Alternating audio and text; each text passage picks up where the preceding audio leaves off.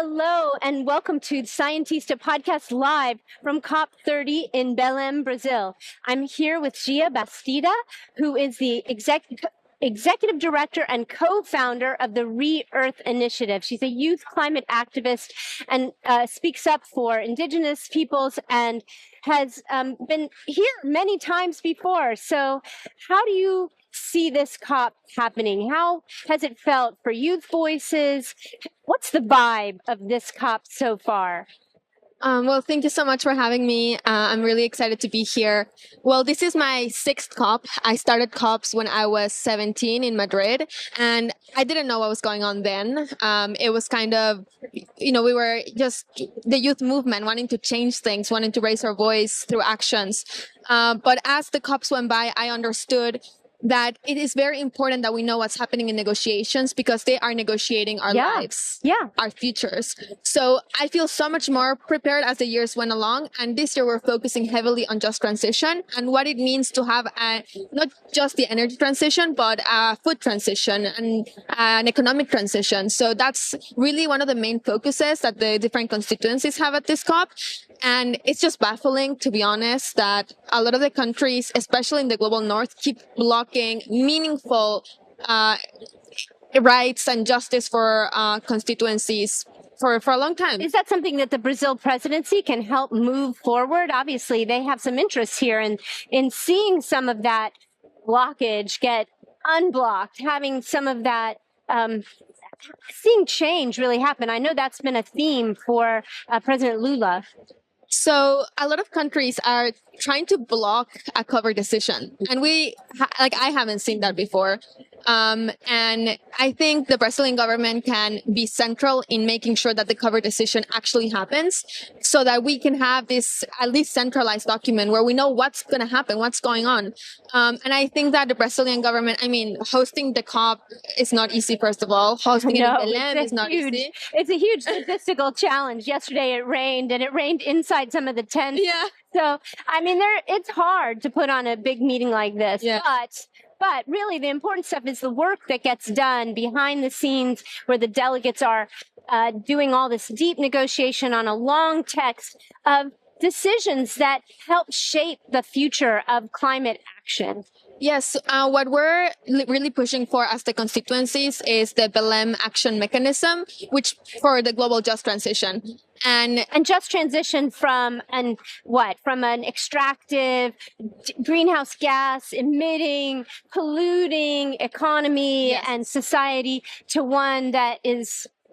Help our audience to understand what that means. So a just transition from an extractive economy that relies on polluting and destroying our critical ecosystems, our forests, the responsible systems that have caused the climate crisis, and which we still subsidize, by the way. We subsidize fossil fuels today by more than $2 trillion a year, which is like an insane amount. If it was about 2023, the subsidies to fossil fuels were about $1.7 trillion a year, which is around $11 million every minute. That's a huge number. $11 million per minute. An awful lot of subsidy for a group of industries that are actually making the planet sicker and hurting people where they live. Yeah.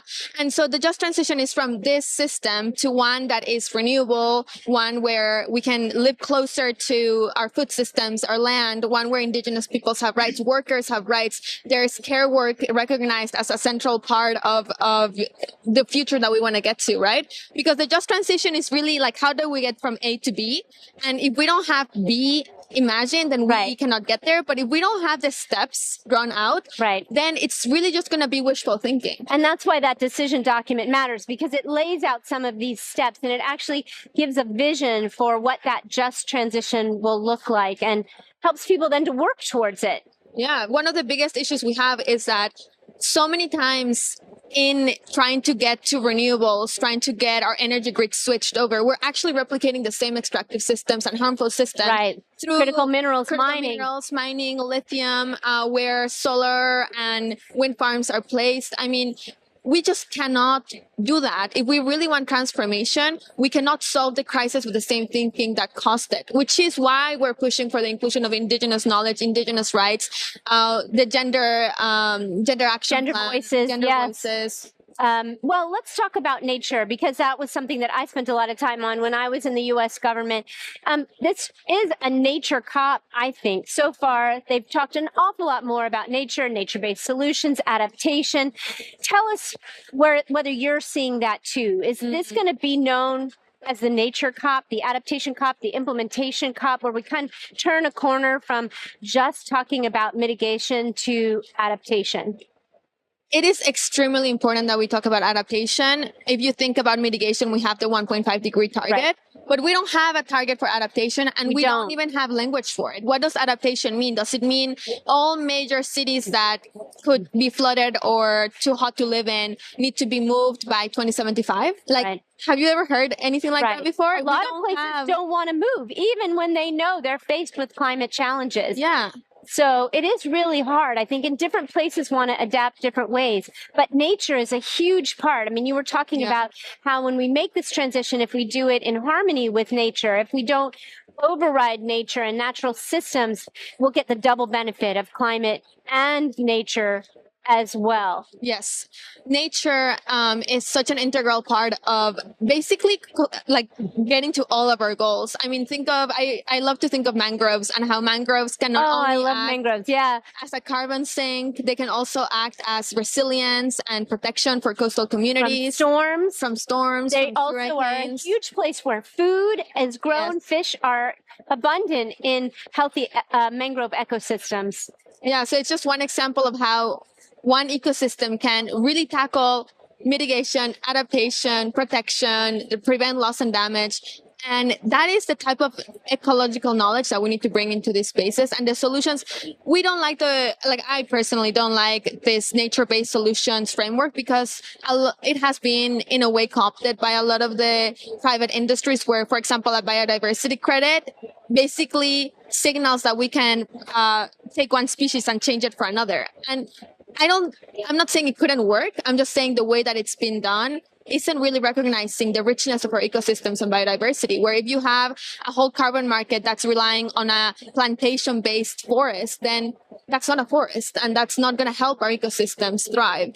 So I think what we are here for is being really clear about what diversity means, biodiversity, that how biodiversity means richness for drawing down carbon, for mitigation, for adaptation, for preventing water runoff, for ensuring that species can go on, ensure traditions can stay. Cultures. Indeed. So let's talk about some of the indigenous peoples who are here. Tell us about some of the stories. You're a great storyteller. Tell us some of the stories that people might not get a chance to hear, people out there who are listening. And our indigenous peoples, because we're in the Amazon, we're sort of in their backyard. Are they getting a seat at the table finally? Well, I don't think we'll know until the decision comes out because indigenous peoples are always here. They are always here. They are. And Brazil's always had a representative in their delegation, at least one or two, who comes from these indigenous communities in the Amazon. Yeah. And this COP, it was conceived from the very beginning to be a place for indigenous peoples and for the voices of indigenous peoples. And I know that there's a parallel summit happening called the People Summit, the Populatos Povos, where they're joining together 3,000 people from civil society, indigenous communities, to make sure that we also have something to say as civil society on what we expect from our governments. And we know indigenous peoples protect 85% of global biodiversity. They do. They're amazing stewards of the land, and they think in terms of generations, not just about today profit margins, right? They're always thinking ahead. And I mean, when we are raised with that intergenerational thinking, what we're doing now makes absolutely no sense. Because our climate models go till the year 2100. And that's when my grandchildren are gonna have my age. Yeah, you're speaking my language. I'm a new grandmother. And we're not building the world as if we love the people who will be born then. Does that make sense? Yes. Like we really are in a time that is so bizarre to me, where we have issues so massive going on, and we don't have our governments, our politicians, the corporations don't have the courage to say, you know what, we messed up. We didn't do what was right, and now it's the time to turn around. And I'm actually a planetary guardian, which we are ambassador the science. Planetary Guardians, and about Re-Earth. Tell us about the organizations you're associated with and what they're hoping to accomplish here. So with the planetary boundary science, it's this framework of 9 boundaries that measure the health of the planet. Yes. And we have reached now 7 of the 9 boundaries, including the ocean acidification boundary that we announced just in September. And that doesn't mean that we have reached tipping points. It means that we have reached the safe operating zone of the planet, which could lead to tipping points. So, for example, we have reached the ocean acidification boundary, which has now caused the tipping point of coral reef. Which are at real risk of going away completely. Yeah. And it's, I think a lot about tipping points also culturally. Like, what happens when we have a tipping point so massive that our stories of creation and prophecy don't make sense anymore? Right. Or our stories of what we're meant to do. Like, if you ask any kid, how do you envision your life? We can't promise the futures that kids are told to imagine.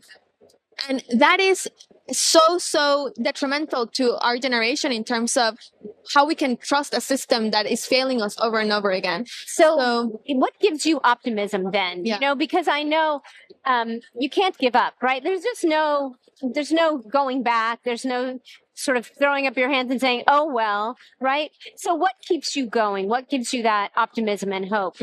There's 3 things that give me a lot of hope. The first thing is, I know people who have been doing this their whole lives, and I know that our ancestors have been protecting Mother Earth well before we knew how important the planetary health system was. And I want to be a good ancestor. I want to be able to tell my descendants, I did everything that I could. And that gives me a lot of hope that we will have thousands, hundreds of thousands of people who want to do that, who want to be good ancestors. The second thing that gives me hope is that we have never known as much as we know today on science. And in a way, indigenous wisdom is being now paralleled by Western science, for example, with the planetary boundaries, by saying everything is interconnected. The health of the system is holistic, and one boundary affects the other. So now that we know so much, I think we can act in a way that is unprecedented. And there's tipping points as well. There's positive feedback loops. Positive tipping points as well. I love that. And the third thing that gives me hope is that I know that nature always heals. We heal, nature heals. And if we just let nature be, life comes back. Life always comes back. And it doesn't mean we have to give up every mod convenience. We don't have to, have life go back to what it was before modernization, but we have to do it in harmony with nature, right? I think we have gone overboard with how much we think we can extract from the earth. And it is okay to say that we can, quote unquote, go back. But in reality, we're just settling into harmony and balance because we are out of bounds. We have reached 7 boundaries. The way in which we're living is not normal, and it should not be normalized. Well, it's not sustainable for sure. It's not sustainable. I mean, it's not sustainable. So think about plastic pollution, or there's so many ways that we have gone beyond what the planet can actually tolerate. So we only have about a minute and a half left. So let me ask you the sort of ultimate question. You are standing in front of the COP president on behalf of the organizations and that you represent here and the young people that, whose voice you are speaking. What would you say to them about what needs to happen at this COP? What's urgent? What needs to be the result here? If I was standing in front of the COP presidency, what I would say is it has been 30 years. I do not want to see a COP60. I do not even want to get to COP40. It is time that we actually put the frameworks of just transition of climate finance into work because we have gone too far. We have reached 1.5. We have to go back to the safe operating zone of the planet. And I think the planetary boundary science should be central in all of the decisions that governments and corporations and every institution take. And more than anything, I just ask that they love the future, that they love their children enough to be courageous to take the right decisions. And we have asked this so many times, I feel like we're running out of words. Right. And that is a problem because we cannot ever stop believing that change is possible. But it is. It is. Just keep the faith. And I've seen it. So that's why we're still pushing. That's why we're still making sure that we show up every time. Because if we don't show up, our voices are left out. So we will be here and we will be asking the COP presidency for justice, for workers, for future generations, for the global South. We deserve accessible finance, accessible technology to a just transition. And to uphold the rights of indigenous peoples, of women, of youth and children across the world. Thank you so much, Gia. That was a great conversation. Appreciate it. Good luck this week at COP. Thank you so much. What an absolute pleasure to see Monica and GA together live from COP30 in the We Don't Have Time studio in the Blue Zone. Now I have coming in with me Dr. Jamila Mahmood, Executive Director of the Sunway Center for Planetary Health, also my friend and colleague as part of the Global Commons Alliance. Thank you for joining us. I know you will physically be at COP next week, but I'm glad we could catch you via Zoom today. Thank you for joining us. Thank you, Sweta. Lovely to see you again. So I want to start with an image that you've spoken about. It's a woman and her baby trapped in a tree during the floods in Mozambique, finally being pulled to safety. You've said that that moment changed everything for you. What did you feel when you saw that image, and how did it shape what came next for you?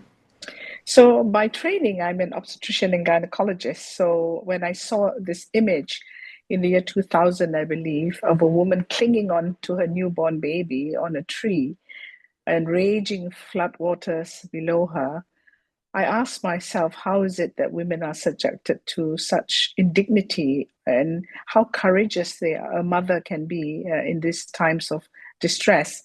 But what hit me was 19 years later, I was in Mozambique attending to a post-flood program, and I was talking to some of the midwives, recalling this image that I saw. And she pointed me to a child and said, well, his mother just gave birth in a tree during the recent flood. So I asked myself, what have I been doing as a humanitarian? Have I been putting band-aid on gaping wounds? We haven't addressed the underlying root causes of climate change and how the impact on women's health is so tremendous. And that, really moved me to, really focus on planetary health, looking at the linkages between the health of people and the health of the planet, and started my own organization in Malaysia and moving, policies and so forth so that we can protect human civilization and protect the planet. Yeah, and these are all linked. And you are such a strong advocate for this nexus of health, of sustainability, the planet, and of women, of gender. And that's really why we started Scientista, was to give a platform for women's voices all the way from the global South to those who are operating in boardrooms, in the West. And we want to make that gap that much smaller so that women can really find camaraderie and can feel support in decisions that they make, whether locally on the ground or at multilateral levels, but really feel support from other women that they are leading with science and data and evidence, and for the purpose of furthering health and furthering environmental health. So, we talk about saving lives in disaster zones, and this is something I'm really curious to get your perspective on, because gender, right, is not necessarily the first thing that you think of. But again, these are all connected. So why do you believe having women doctors in the field changes outcomes and it changes communities' trust, especially during crises? I think women doctors are really at an advantage, particularly in circumstances and some situations where women are actually shielded from society. So often they lose their agency, their voices are not heard. And in some cultures and communities, women doctors will have access to women that men don't have. And through that, we get to understand better what's going on. And we actually get to influence their husbands as well. So I've been working in, very complex disasters in Afghanistan and other parts of the world where women are often not seen. And this has been a great advantage to me. I think also women are empathetic by nature, not that men are not. but it's easier for us to negotiate very difficult circumstances, particularly even with authorities, using our own feministic approaches, which are more inclusive and gentle and so forth. And what is the benefit of having that representation in addition to having women represented that trust all that you just mentioned? What does it mean for just equality and fairness, especially as we think about how these climate crises disproportionately are impacting women? We see examples of this all around the world as it relates to health, as it relates to environment, and how women are now responsible for ensuring the safety of their families, their communities. They're being looked to increasingly. So there's a fairness question here. There's a justice question here. Yeah. How do you think about that? Yes, I think that, often when we talk about climate change, sometimes we forget the gender dimensions of climate change. Disasters and climate impacts are not gender neutral. I'll give you some examples. In India, there was a study of 800 women who are working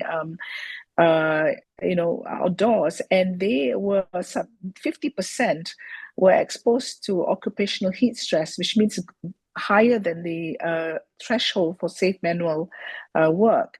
And this study found that the miscarriage risk was actually double compared to women who were not exposed to that heat stress. So you're talking about women who, first of all, have to go out in the heat to work, often with no toilets readily available, no cooling stations, and therefore having a risk in their loss or pregnancy loss.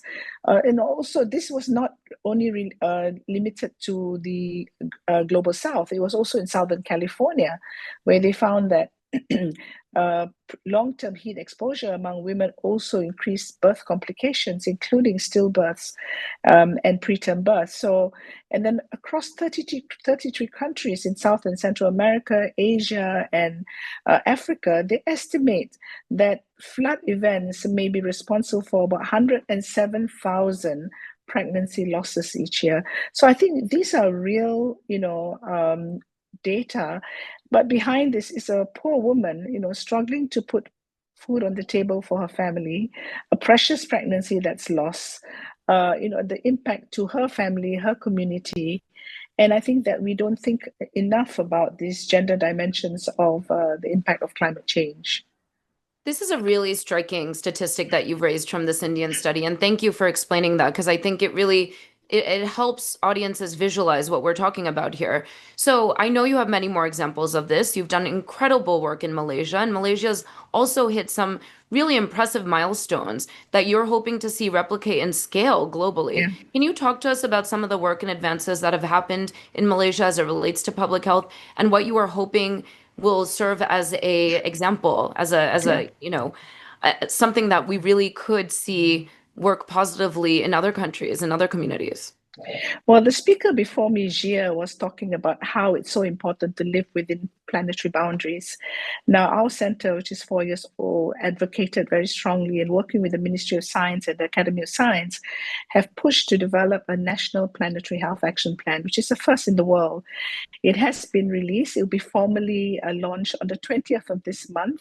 And what it is a roadmap, a master plan on how we live within planetary boundaries. It means really a mindset shift, but also a different way of working that takes into consideration the different elements that affect the planetary boundaries, whether it's health or are affected by the planetary boundaries, health and environment. How do we grow our economies in a way that doesn't damage the planet further? How do we look at good governance? How do you look at the importance of education and research? Now, added to this, while this was being developed, the Malaysian Higher Education Blueprint that will be released next year has already mandated that planetary health and sustainability will be taught in every institution of higher learning. And now the next step is K-12. It's also been approved that this will be introduced to children from kindergarten up to high school. So I think these are really positive steps. This is really a commitment, and also looking at developing our business models and our economy to shifting from a return of investment to return on values. That means thinking long term, thinking that profits should also be maximized to impact communities positively, health, social welfare, and so forth. So you will be coming to COP next week, and you'll have an opportunity to engage with the participants from all over the world, the leaders who are here from the various nations at COP30.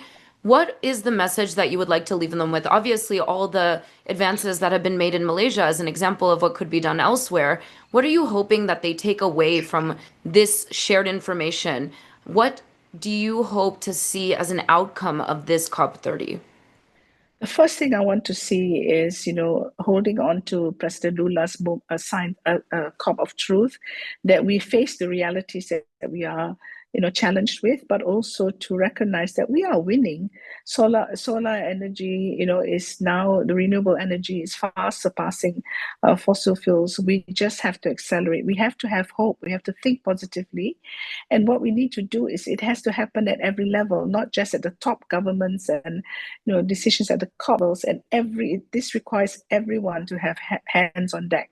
I would like to see real financial commitment to adaptation, but also to mitigation. I think we have to speak the truth that the fossil fuel industry must be held accountable and responsible for not just emissions, but all the health implications to people's lives.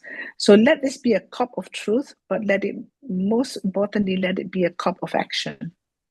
And do you think, and I think I already know the answer to this, but I would love to hear you reiterate what I think the audience would appreciate hearing as well. Do you think we will be able to solve what we are dealing with, the face of uncertainty right now, with how quickly we have surpassed the goals that we established for ourselves 10 years ago in Paris? Is there a possibility that we can still achieve what we set out for so many years ago? Is there a possibility to turn around those tipping points? Will the positive tipping points really be enough for us to have a sustainable existence on this planet? These are huge questions, but if there's anyone who can approach them with some depth and positivity, I believe it's you, Jamila. I think we don't have an option because we have to accept that we are in very troubled waters right now. We have crossed some of the thresholds that are safe, but never have we had more knowledge and more money in the world than we have today.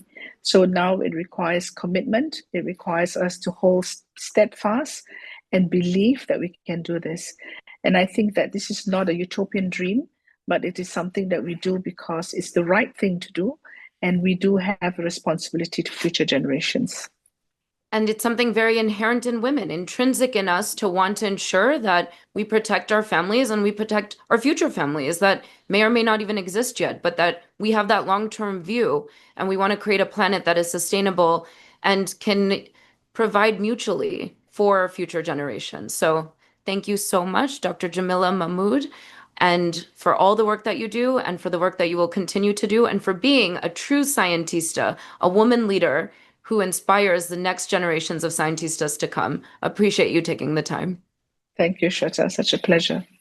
Hello again, back here at Belem's COP30, and this interview is with Dr. Marina Romanello, who is the executive director of the Lancet Countdown on Health and Climate Change. She's an expert on how we're all being impacted by climate change in our health. So tell us about your recent report. You recently put out a new report on heat deaths, which had an amazing and shocking statistic that a person somewhere in the world, one person dies every minute because of excessive heat. So tell us, what did you think when you saw that number, and how did you come up with it?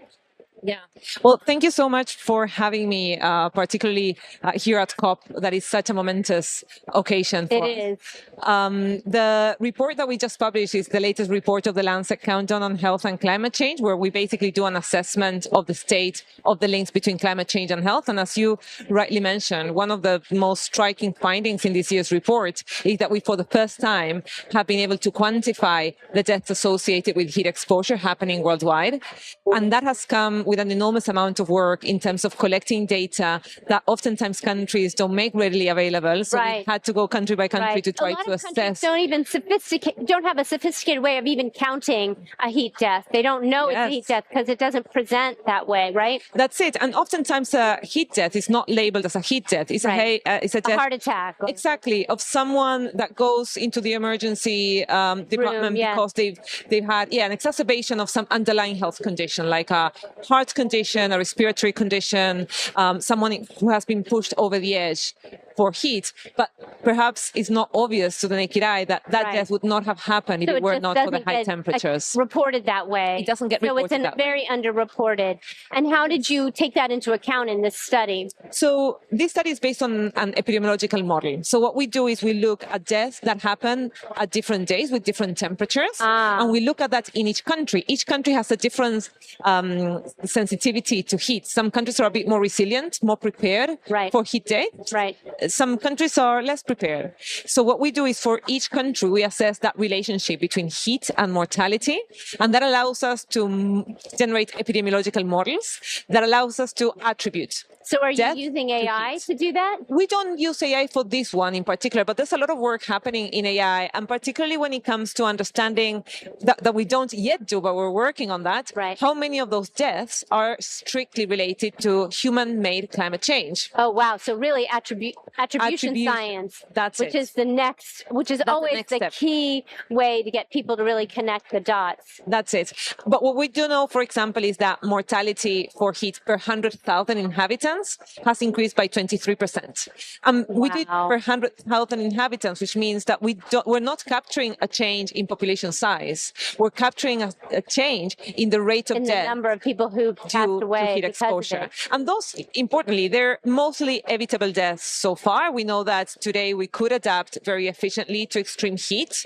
But we are really, really late in adapting. We have not done nearly enough in terms of adaptation, and that means that people are left overexposed and unprotected from the higher temperatures. And are there places, obviously, that are already really warm? This is here in Brazil, near the equator. But there are other places that maybe you wouldn't suspect as having these kinds of unaccounted for heat deaths. So talk about the distribution of the way this is impacting people in all various parts of the world. Well, that's it. So we see heat-related mortality in every country. As you say, sometimes colder countries, we don't necessarily think about heat deaths. But for example, I now live in the UK. The UK is seeing per year roughly 2,000 deaths only during heat waves. So imagine what the whole burden of heat-related mortality is for the UK. And those are deaths that are happening because the UK is very unprepared. It's a traditionally They cold don't have country. air conditioning. Exactly. And its climate is moderated, so it's not used to these extremes at all. Used to the extremes, and houses in the UK have generally been built to trap heat. It's generally a colder country that has not ever seen 40 degrees like we saw in 2022, an unprecedented temperature that wasn't expected until the 2040s. And people just aren't even acclimated to that, right? They don't have the ability. They're not used to that kind of heat stress. And our behaviors are not prepared either. Right. So what we see in the UK often is that when there's a heat wave, people go out because obviously people in England love the summertime.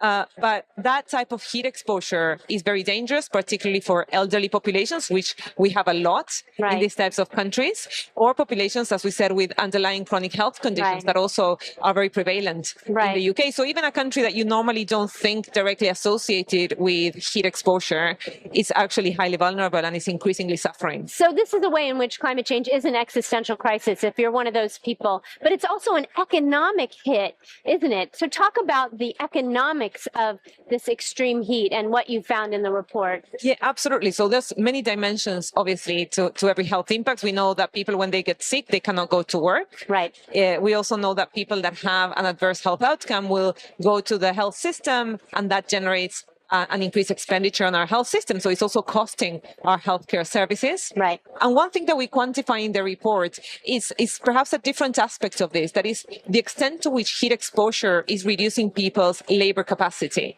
We know that Wow, it reduces yes. our intellectual and physical capacity to work. Right. It's not even just hospital deaths or, That's I mean, it. hospitalizations and hospital costs. It's the economic hit of people not being able to work, literally not Yes. being able to work because it's too hot. Or working more inefficiently. Right.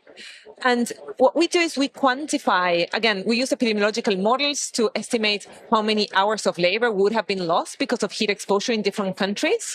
And the number of the associated economic costs globally is staggering. For the first time in 2024, we estimate that the total economic losses globally due to labor capacity loss from heat exposure have reached for the first time $1 trillion globally. $1 global economy. trillion. It's crazy, isn't it? Oh my gosh. And then if we look at who's affected, it's agricultural workers, it's construction workers, workers that sometimes wear public personal protective Right, equipment, gear, right. and that they're Policemen, doing physical firemen, work. right. That's it. They're doing manual labor, physical work, which means that their health is also at risk and they're highly vulnerable. And an agricultural worker in a low-middle-income country doesn't And we have need air them. conditioning. Right. They don't have air conditioning. There's no way to heat their or to cool their workplace. That's it.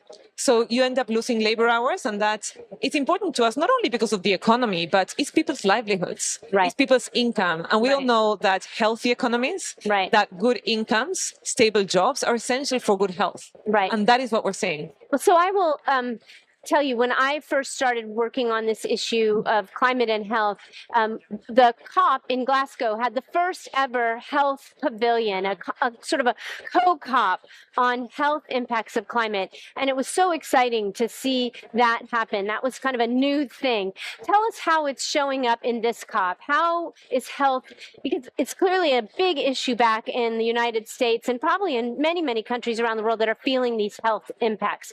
How is the COP dealing with health issues? Well, yeah, as you said, we kind of started seeing over the past 5 COPs, 6 COPs, a big increase in the attention that we're giving in COP to health. Yes. What we always say is that what is being negotiating in these rooms, when we're talking about greenhouse gas emissions, when we're talking about adaptation, we're really negotiating about people's health and people's lives. Is how many hazards will people in every country be exposed to when the temperatures keep on increasing and climate keeps on changing? How much are we going to build the resilience to protect their health, to protect their livelihoods? So everything happening here is for us fundamentally about health. Right. And we see a lot of synergies between climate action and health action. For example, we know that reducing exposure to air pollution is incredibly good for health. And we know that today from our report, we have about 2.5 million deaths happening every year because of exposure to fossil fuel derived outdoor air pollution. Deaths. That's Avoidable just another deaths. astonishing, avoidable deaths. Another astonishing figure. I can tell you, I got into this whole enterprise, this whole bit of work because my daughter had asthma. And I just could see it in her. And we have again, in the UK where I live, there's this example of little Ella, that was a kid who had a very severe form of asthma. And it has been determined that each time that she had an aggressive asthma attack was days of high levels of air pollution from road transport mostly. And she ended up sadly passing out because of an asthma attack. Oh my gosh. My mom is leading this enormous campaign to clean our air because of the health of children. So she passed away because of an asthma. She passed away because of an asthma attack. That was what I lived in fear of. I have to say, it was really frightening when your child can't breathe. There is nothing more painful for a mother than watching that happen. And you only have so many tools at your disposal, especially in that moment. Yeah. So, okay, now we've been down the hard road. Tell us some good news. Tell us something. I know you found some reason for optimism and hope, and we try to keep hope alive on this particular topic because we need to keep going and we can't lose hope. So tell us what you found. Yeah, and it's both hope and evidence of the enormous potential that we have of life-saving action. So just to give you an example of what we've already seen, that we've saved every year 160,000 lives because of reduced air pollution coming from the burning of coal. And those lives have been saved mostly in high-income countries that have transitioned away from coal and have cleaned up their air. Right. we still have a very, very long way to go, especially in supporting other countries, low-middle income countries, in having more equitable access to clean energy technologies. But that gives us such good evidence that even with the little that we've done so far, 160,000 lives we've saved every year because of not burning coal. that. That's just an amazing, amazing statistic. So tell our moms out there who may be listening, what's the best thing they can do to help protect their children and their loved ones, their parents, people who might have a pre-existing condition of something that makes them more susceptible. What's the best thing they can do? What's your best advice as a doctor? Yes, look, so there's a lot of things that we can do to protect our health, the health of our children from climate hazards. Air pollution is one of them. So we have tools at our disposal to reduce exposure to outdoor air pollution when that is really high. It's true that if you have a kid walking outside or you don't have filters for air quality at home, that becomes really difficult. And that's why it's so important that we demand our local decision makers to clean up our air, to prioritize health-centered transitions away from dirty fuel burning. Clean air. It's Clean the most air. basic It's so thing. basic. Right. So moms have a lot of power, is Moms what you're have a lot of saying. powers, and you know what? There's nothing will stop a mom. That's what we've learned. Will stop a Nothing mom. will stop a mom. That is so true. And if we come together, and we've seen this example again, the little Ella and her mom have been powerhouses and has really advocated and achieved so much in terms of reduced air pollution in London. And that is such a good example. We also have great examples of warrior moms in India that are also advocating for better access to clean energy technologies. Right, because they're cooking at home in over fire, essentially. They're cooking inside and breathing smoke all the time. Exactly. Even the use of, leave alone fossil fuels, even the use of wood burning to meet energy needs could be replaced by clean energy and renewable energy access. And why are we still burning dirty fuel? 88% of Why are we households, still burning trees? 88% of households in low human development index countries, the most vulnerable countries, still primarily depend on dirty fuels and technologies inside their homes. That is associated with over 2.3 million deaths from toxic air inside people's homes where people and children live. Right. That is absolutely unacceptable. So these are all things that we can do. They're preventable. It's wonderful. What your work is bringing us is wonderful. And give us one more sort of way in which we can get, in which we can see the report. What else should people be looking for? Where can they find the Lancet Countdown report on climate change and health? Well, we have it in lancetcountdown.org. So there you have our reports, you have data visualizations, we have a lot of resources that can make the data a bit more accessible for people.